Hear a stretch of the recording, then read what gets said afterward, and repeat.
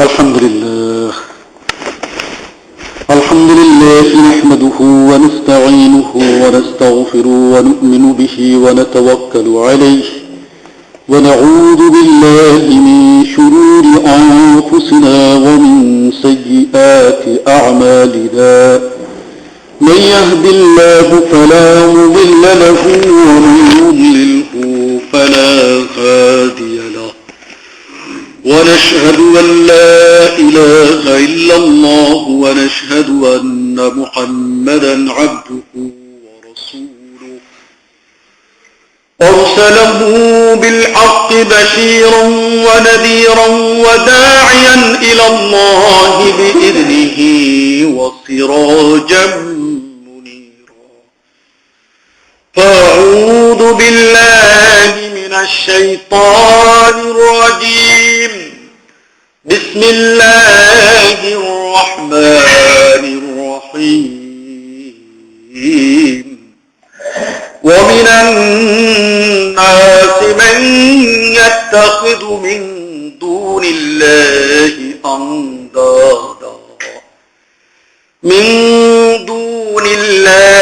أندادا يحبونهم كحب الله والذين آمنوا وشد حبا لله صدق الله المولانا العظيم قال رسول الله صلى الله عليه وسلم قال الله تعالى يوم القيامة أين متحبون في جلالي يوم يظلهم في ظلي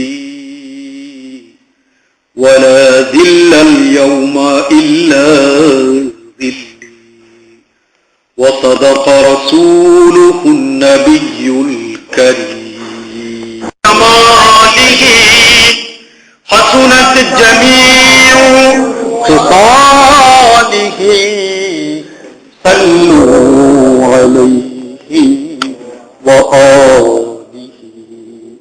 بلغ العلا بكماله كشف الدجى بجماله حسنت جميع خصاله صلوا عليه وآله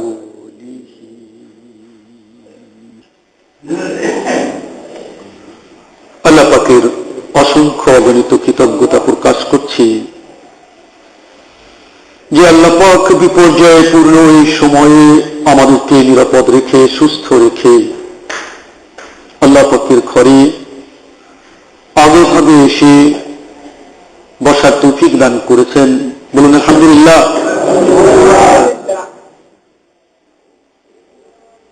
জীবনের নিরাপত্তা আল্লাহ পাকের কাছে। কার কাছে? আমরা নিজেরা নিরাপত্তা নিয়ে নিয়েছি, যা আল্লাহর উপরে ছাড়া দরকার ছিল। কি বলেন? আল্লাহ আল্লাহ। রাসূলের কেমন সুন্দর শিক্ষা।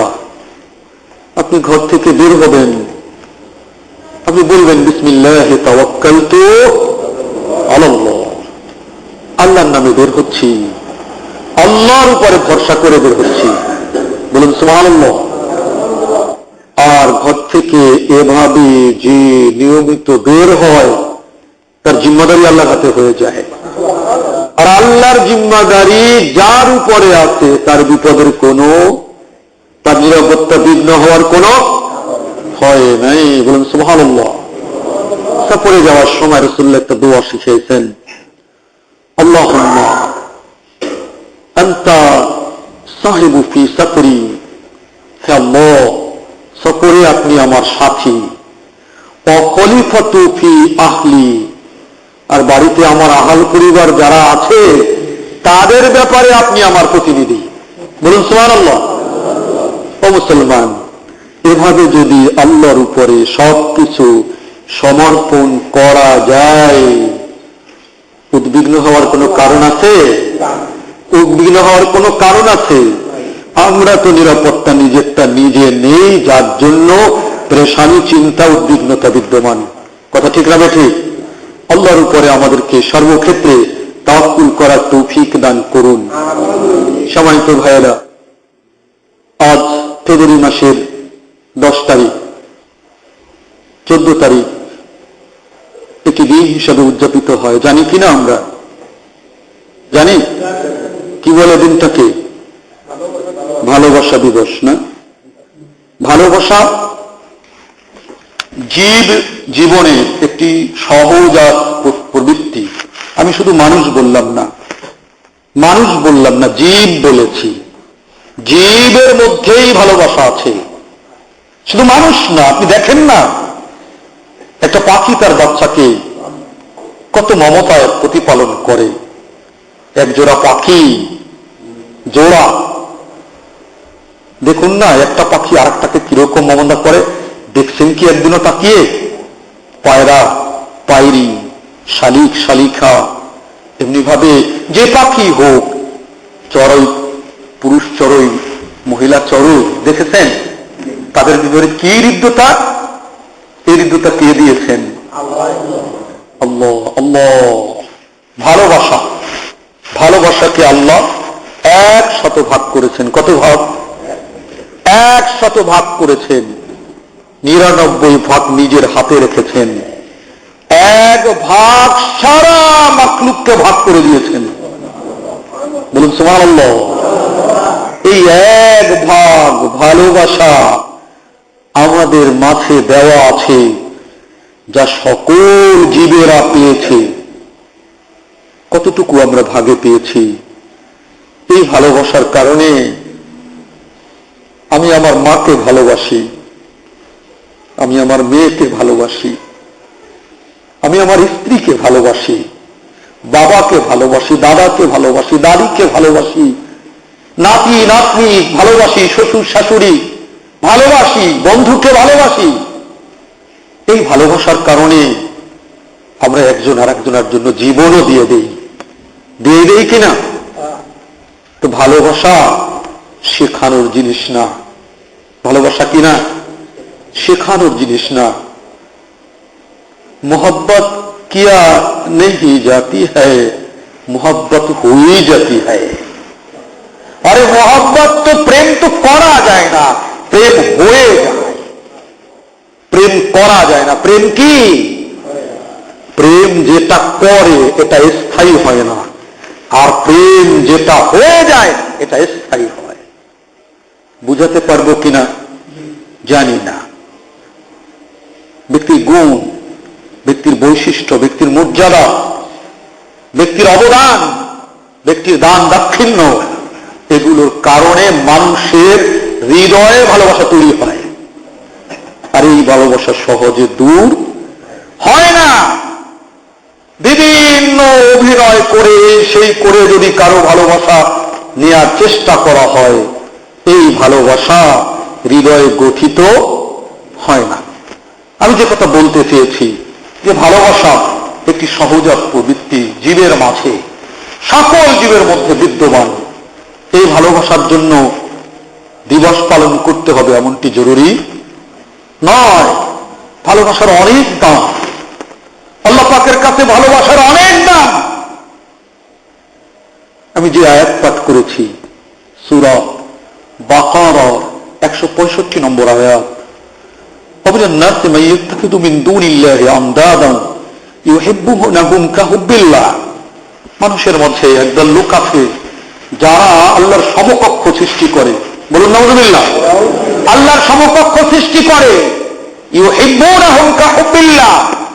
তারা আল্লাহকে যেভাবে ভালোবাসা দরকার সেভাবে তাদেরকে ভালোবাসে। বলুন নাউযুবিল্লাহ। আল্লাহ তো এতটুকু বলেছেন, বর্তমান সমাজ, এই পৃথিবীর অবস্থা এমন, আল্লাহর চেয়েও মানুষ মাখলুককে ভালোবাসে। বলুন নাউযুবিল্লাহ। কথা ঠিক কিনা? এখন বললে বিপদ আছে, এই জন্য সব কথা বলা যায় না। যেভাবে আল্লাহকে ভালোবাসা দরকার, যেভাবে আল্লাহর রাসূলকে ভালোবাসা দরকার, মানুষ আল্লাহর রসূলের ভালোবাসা উপেক্ষা করে কোন মাখলুকের ভালোবাসা এমন ভাবে স্থান দেয়, আল্লাহর হুকুমকে জলাঞ্জলি না, বরং আল্লাহর রসূলের বিরুদ্ধাচরণ করে পর্যন্ত কি করে মাখলুককে ভালোবাসে। কথা ঠিক কিনা? ভালোবাসা আপনাকে মুক্তি দেবে, আর ভালোবাসা আপনাকে জাহান্নামে নিয়ে যাবে। তাই ভালোবাসাকে দুভাবে ভাগ করা হয়েছে। কভাবে? দুভাবে ভালোবাসা করা হয়েছে। একটা ভালোবাসায় নূরি, আর একটা ভালোবাসায় নারী।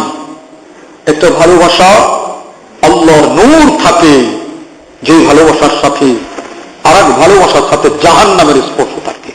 বলুন নাউজুবিল্লাহ। সম্মানিত ভাইয়েরা, ভালোবাসা দিবস নিয়ে কথা বলতে হলে সেন্ট ভ্যালেন্টাইন সম্পর্কে আমাদেরকে কথা বলতে হয়, কারণ তাকে উদ্দেশ্য করে তার নাম ভাঙিয়ে এই দিনটাকে প্রতিষ্ঠা করা হয়েছে।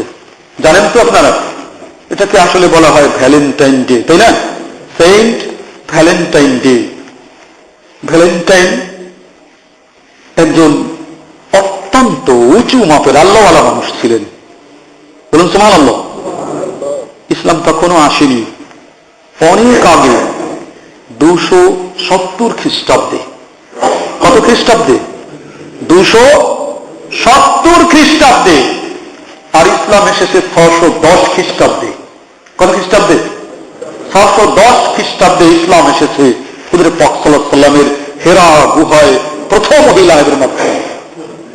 তাহলে 610, 270, অনেক আগে এই ভ্যালেন্টাইন রোমান সাম্রাজ্যে বসবাস করতেন। খাঁটি খ্রিস্টান ছিলেন, যেহেতু তখনও ইসলাম আসেনি। খাঁটি খ্রিস্টানই খাঁটি মুসলমান ছিল। কথা ঠিক কিনা?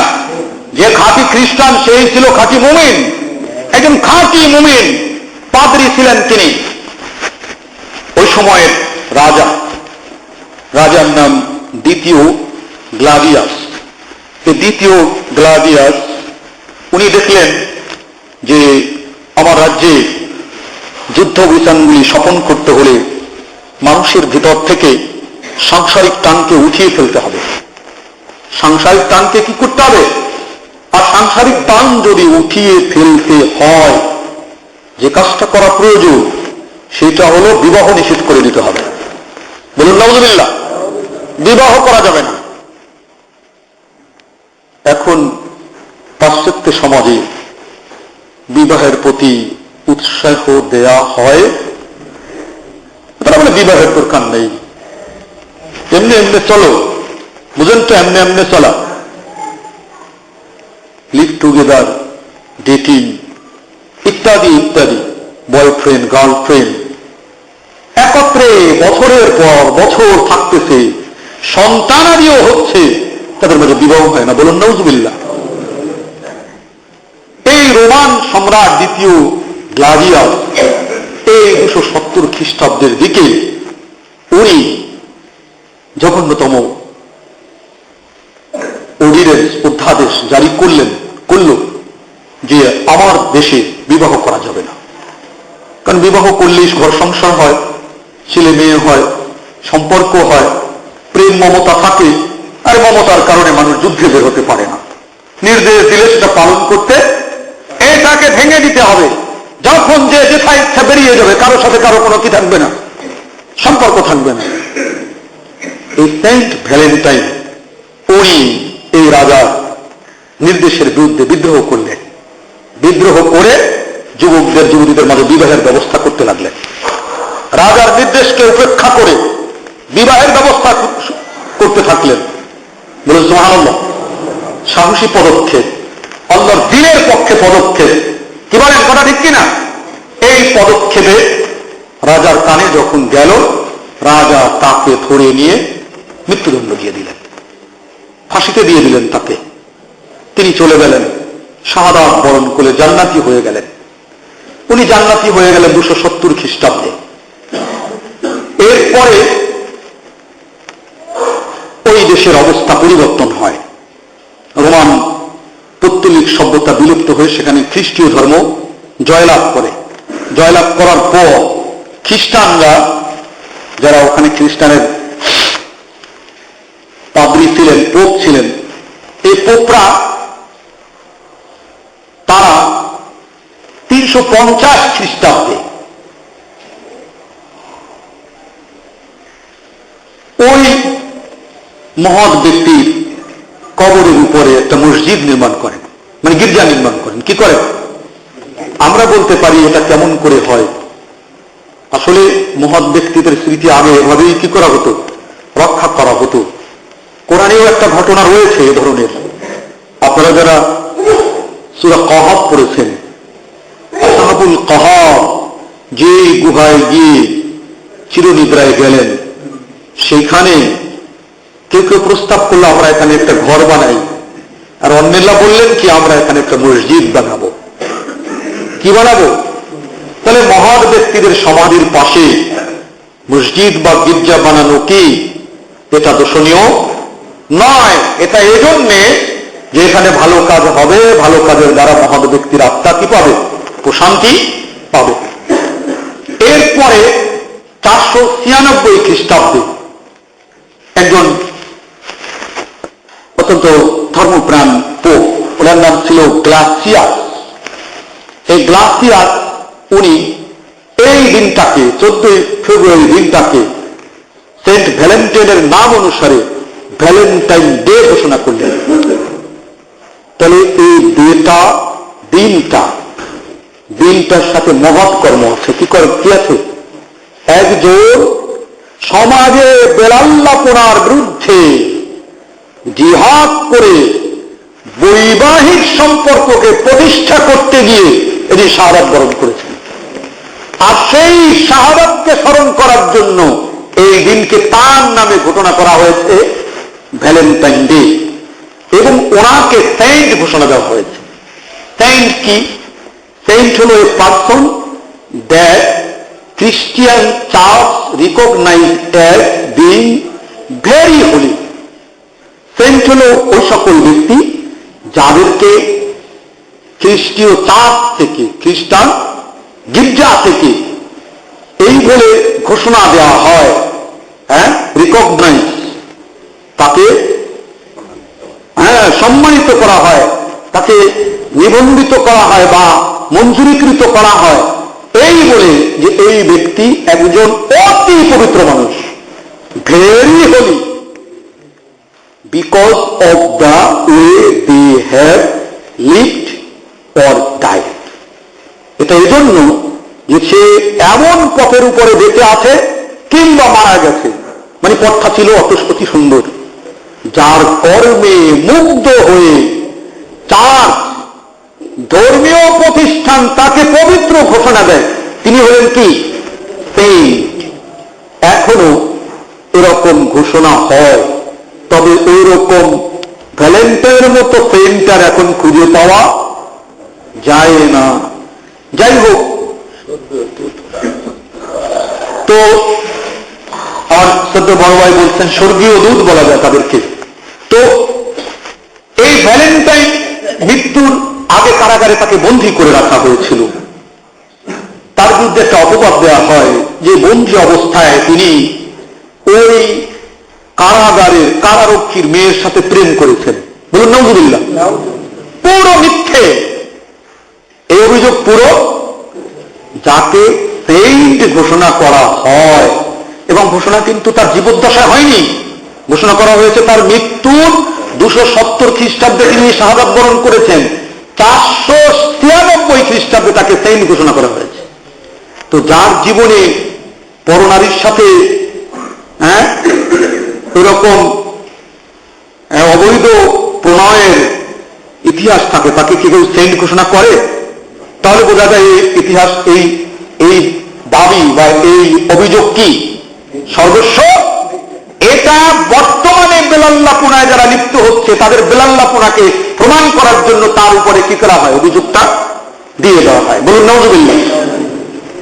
যাই হোক, তো এই সেন্ট ভ্যালেন্টাইন এর স্মৃতি স্মরণ করার জন্যই মূলত 496 খ্রিস্টাব্দে এই দিনটার ঘোষণা করা হয়।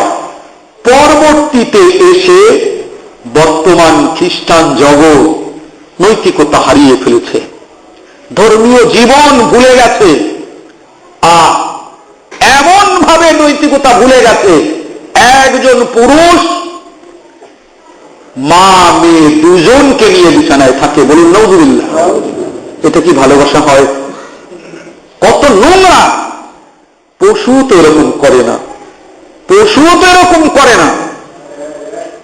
ওরা 1773 খ্রিস্টাব্দের দিকে বর্তমানে প্রচলনটা করে। অবশ্য এর আগেই খ্রিস্টান অনেকগুলো রাষ্ট্রে কিন্তু এই যে ভালোবাসা দিবস নাম দিয়ে এটা উদযাপন করা নিষিদ্ধ করা হয়েছিল। বেশ কয়েকটা দেশ, অস্ট্রিয়া, হাঙ্গেরি, এই সকল দেশে, যারা আসলে খ্রিস্ট ধর্মের উপরে চলতে চেয়েছে। যাই হোক, পরবর্তীতে এটাকে বিশেষ করে এই 1773 খ্রিস্টাব্দে এটাকে ফলাও করে প্রচার করা হয়েছে। প্রচার করেছে একটা কোম্পানি। সে এই ভ্যালেন্টাইন ডে লেখে, ভালোবাসা দিবস লেখে একটা কার্ড চেপেছে। কার্ড আপনারা জানেন এখনো ভ্যালেন্টাইন ডে একটা কার্ড হয়, তাই না? কিউপিডের ছবি দিয়ে আপনার এই যে ইংরেজি ডিকশনারি, বিখ্যাত ডিকশনারির নাম কি? অ্যাডভান্স। হ্যাঁ, এই যে অ্যাডভান্স ডিকশনারি রয়েছে, এই ডিকশনারির ভিতরে অক্সফোর্ড অ্যাডভান্স ডিকশনারি, যেটা অক্সফোর্ড অ্যাডভান্স লার্নার্স ডিকশনারি, এই যে ডিকশনারিটা, এই ডিকশনারির ভিতরে এই সেন্টের ব্যাপারে ব্যাখ্যা এবং কিউপিডের ব্যাপারেও ব্যাখ্যা দিয়েছে। কিউপিড একটা সুন্দর বালকের ছবি, যার ডানা আছে, যার হাতে আছে তীর ধনুক, যার হাতে আছে কি এইরকম একটা ছবি দিয়ে এই 1773 খ্রিস্টাব্দে কি করছে? কাজ ছাপাইয়ে থাকছে, এবং সে এক বছরে $5,000 লাভ করছে। যদিও ওই সময় এখন আমাদের কাছে কম মনে হয়, কিন্তু 1773 সালে $5,000 এখন কিন্তু অনেক অনেক। এটা লাভ করছে, এই দেখা দেখি যে ওই কোম্পানি এরকম লাভ করলো, বা এবার অন্যান্য কোম্পানিরাও কি করলো, এটা প্রচার করতে শুরু করলো, এবং শুরু হয়ে গেল এই বর্তমান ভালোবাসা দিবস। আমাদের কিন্তু এরকম ভালোবাসা দিবসের কোনো প্রয়োজন নেই। যে ভালোবাসা দিবস একটা নারী, একটা ছেলে, একটা মেয়ে, তাকে কাছাকাছি নিয়ে শুভেচ্ছা বিনিময় নয়, আরো কিছু করে, বলুন নাউজুবিল্লাহ। এটা অনৈতিকতা, বেহায়াপনা, এটা জিনা। আর এটা যেই সমাজে আসে, সেই সমাজের উপরে আল্লাহ পাকের রহমত থাকে না। কোন মুসলমান কি এটা পালন করতে পারে? আরে মিয়া, মুসলমানের ভালোবাসার দাম আছে, মুসলমানের ভালোবাসার দাম আছে। মুসলমান তো ভালোবেসে কিয়ামতের ময়দানে আরশের নিচে ছায়া লাভ করবে। বলুন সুবহানাল্লাহ। চারটিখানি কথা না, আমি যে হাদিসখানা পড়েছি মুসলিম শরীফের 5006 নম্বর হাদিস, রাসূলুল্লাহ সাল্লাল্লাহু আলাইহি ওয়াসাল্লাম বলেন যে কিয়ামতের ময়দানে আল্লাহ তাআলা আহ্বান করবেন, আইনা মুতাহাব্বুনা বিজালালি, আমার খাতিরে যারা পরস্পরকে ভালোবেসেছে তারা কোথায়? এক হাদিসে আছে, এরপরে আল্লাহ বলেছে যে এই সমস্ত লোকদের জন্য আমার ভালোবাসা ওয়াজিব। বলুন সুবহানাল্লাহ। পরস্পর আল্লাহ তাআলার খাতিরে, অন্য কোনো উদ্দেশ্য নাই, দুনিয়ার কোনো উদ্দেশ্য নাই। আপনি একজনকে ভালোবাসেন আল্লাহর হস্তে, আল্লাহ থেকে প্রতিদান পাওয়ার জন্য। আল্লাহ বলেন এইরকম ভালোবাসা যারা করে, আল্লাহ কিয়ামতের ময়দানে, হাদিসে কুদসি রাসূলুল্লাহ বলেন আল্লাহ ডাক দিবেন কিয়ামতের ময়দানে। এরপরে বলছেন কি, ইয়াউমা ইউজিল্লুহুম ফি জিল্লি, আজ আমি আমার ছায়ায় তাদেরকে ছায়া দেব। বলুন সুবহানাল্লাহ। কিয়ামতের ময়দানটা কত কঠিন, চিন্তা করছেন? কত কঠিন। রাসূলুল্লাহ সাল্লাল্লাহু আলাইহি ওয়াসাল্লাম কিয়ামতের ময়দানের যে বিভৎস বর্ণনা দিয়েছেন। একদিন কিয়ামতের ময়দানের বর্ণনা দিয়েছেন আয়েশা রাদিয়াল্লাহু আনহা বলেন যে আমি মসজিদের ভিতরে বড় রোনাজারি শুনতে পেলাম। সাহাবায়ে কেরাম রোনাজারি করতেছেন, কান্নাকাটি করতেছেন, চিল্লাই কান্নাকাটি করতেছেন। আয়েশা রাদিয়াল্লাহু আনহা জানালার ফাঁক দিয়ে উঁকি মারে দৃশ্য দেখলেন। উনি বলেন যে আমার তো মনে হচ্ছিল রাসূলুল্লাহ সাল্লাল্লাহু আলাইহি ওয়াসাল্লাম এভাবে কিয়ামতের দৃশ্যের আলোচনা করতেছিলেন যে এখনই যেন কিয়ামত কায়েম হয়ে যাচ্ছে। সাহাবায়ে কেরাম বহুত কান্নাকাটি করেছেন। বিভৎস অবস্থা, মাথার এক বিগত উপরে সূর্য থাকবে, অথবা একটা হাদিসে সেটা এক মুঠো এতটুকু উপরে সূর্য থাকবে, আর হাদিসে এসে সূর্য এখন পিঠ দিয়ে তাপ দেয়, পিঠ দিয়ে, বুক দিয়ে না, পিঠ দিয়ে। হাদিসে এও এসেছে যে 70,000 ফেরেশতা রয়েছে, যেই ফেরেশতা এই সূর্য তাপকে স্তমিত করার জন্য সব সময় বরফ নিক্ষেপ করছে। আমরা বিজ্ঞান মনস্করা এগুলো মানতে চাইব না, কিন্তু আমরা এখন মানি যে না, সূর্যের তাপকে স্তমিত করার জন্য আল্লাহ তাআলার কুদরতি অনেক প্রোটেকশন রয়েছে। এবং এখন আমরা বলি যে আমাদের কাজের কারণে সেই প্রোটেকশন মাঝে মাঝে ছিদ্র হয়ে গেছে, বলি কিনা? আমরা এখন বলি সূর্যের অতি বেগুনি রশ্মি যা মানব স্বাস্থ্যের জন্য ক্ষতিকর, তা এখন পৃথিবী পৃষ্ঠে প্রবেশ করছে। তাহলে প্রচ্ছন্নভাবে হলেও আপনারাও স্বীকার করছেন সূর্যের তাপকে নিয়ন্ত্রণ করার জন্য আলাদা ব্যবস্থা রয়েছে, বলা ঠিক কিনা? আপনারা একটু ঘুরিয়ে অন্যভাবে বলছেন, আপনারাও স্বীকার করছেন ব্যবস্থা। এই সূর্য যা আল্লাহ তাআলা এখন বরফ চিটিয়ে তাপ নিয়ন্ত্রণ করছেন, সেই তাপ নিয়ন্ত্রিত সূর্য আজ যা 9,30,00,000 মাইল দূরে, সেই সূর্যের তাপই আমরা গ্রীষ্মের সেই বৈশাখ জ্যৈষ্ঠ মাসের দাবদাহে বরদাস্ত করতে বাংলাদেশেই পারি না। হজের মৌসুমে আল্লাহু আকবার, কি যে তাপ! আল্লাহ, আমরা কিয়ামতের ময়দানে কিভাবে থাকবো, কি যে তাপ! হজের সময় মিরাজ তাবুত থেকে আমরা 10টার সময় আমাদেরকে ছাড়ছে, জামারার দিকে আমরা যাচ্ছি। প্রত্যেক সাথীকে আমি বলে দিয়েছি সবার হাতে পানির বোতল থাকতে হবে, হেঁটে যাওয়া ছাড়া কোনো গত্যন্তর নেই। 4 কিলোমিটার দূরে আমাদের তাবু, সকলে পানি নিয়েছে। রাস্তায় পুলিশরা স্প্রে দিয়ে পানি কি করতেছে, ছিটাইতেছে। আর জামারার কাছাকাছি গিয়ে রাস্তায় এমনি কি আছে, পিলারের সাথে স্প্রে ফিট করা আছে। পুলিশরা মুখের উপরে পানি দিচ্ছে। তাপের চোটে মানুষ এত বেকার হয়ে যাচ্ছে, পুলিশের সামনে গিয়ে মুখটা পেতে দিচ্ছে। বলুন সুবহানাল্লাহ। এই এত দূরের সূর্যের তাপ যদি এখন এত বিভৎস হয়, ভয়াবহ হয়, কিয়ামতের ময়দানে এই সূর্য তার 70টি মুখ আমাদের দিকে করে দেওয়া হবে এবং মাথার এত নিকটে থাকবে, অবস্থাটা কেমন হবে বলুন তো? আল্লাহ বলতেছেন হাদিসে কুদসির ভিতরে যে তোমরা মানুষ যারা আমার স্বার্থে ভালোবাসবে, আমার দিকে তাকিয়ে, আমি আল্লাহ বলেছি এক মুমিন মুমিনের ভাই, এই পৃথিবীর সকল মানুষ ভাই ভাই। আমি আল্লাহ বলেছি এই আমি আল্লাহর খাতিরে কোন স্বার্থকে না পেয়ে একজন আরেকজনকে ভালোবেসে কল্যাণের দিকে এগিয়ে যাও, আমি তোমাকে এই কঠিন দিনে আমার ছায়ায় আশ্রয় দেব। সুবহানাল্লাহ। ভালোবাসা একটা ছোট্ট জিনিস না, অনেক দাম ভালোবাসা। এই ভালোবাসা যেখানে সেখানে ফেলা যাবে। সুবহানাল্লাহ। এই ভালোবাসার চোখ দিয়ে আপনি আপনার আব্বা আপনার আম্মার দিকে তাকাবেন, আল্লাহ আপনাকে হজের সওয়াব দান করবেন। রাসূল সাল্লাল্লাহু আলাইহি ওয়াসাল্লামের কাছে সাহাবীরা প্রশ্ন করছেন, হুজুর, যদি কোন ব্যক্তি দিনে 100 বার এরকম ভালোবাসার দৃষ্টি নিয়ে আব্বা আম্মার দিকে তাকান, তাহলে কি 100টা সওয়াব, হজের সওয়াব দেওয়া হবে? রাসূল বলেন, হ্যাঁ, 100টা সওয়াব দেওয়া হবে। শুধু তোমার সন্দেহ হয়, 100টা সওয়াব দেওয়া হবে, তাম্মান পুরা সবের হয়, যার ভিতরে কোনো কমতি। সুবহানাল্লাহ। আপনি আপনার সন্তানের দিকে ভালোবাসার দৃষ্টিতে তাকাবেন, আপনার গুনাহ মাফ হবে। আপনি আপনার বীরের চোখের মুখের দিকে ভালোবাসার দৃষ্টি দিয়ে তাকাবেন, আপনার গুনাহ মাফ হবে। আপনার বিবি আপনার দিকে ভালোবাসার দৃষ্টিতে তাকাবে, আপনার গুনাহ মাফ হবে, সৎকার সব পাবে। বলুন সুবহানাল্লাহ।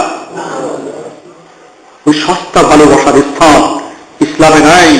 যেই ভালোবাসা স্বার্থ হাসিল করে সময়কালে কি বিদায় আর তাকায় না। কত মানুষ এরকম ধোঁকায় পড়ে পরবর্তীতে জীবনকে বিসর্জন দিচ্ছে, আত্মহত্যা করছে। কথা ঠিক কিনা?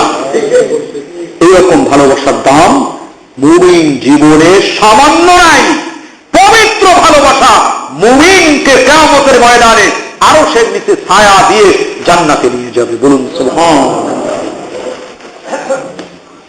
আমরা ভালোবাসবো, কি বলেন? ভালোবাসা তো মুমিনের জীবনে থাকতেই হবে।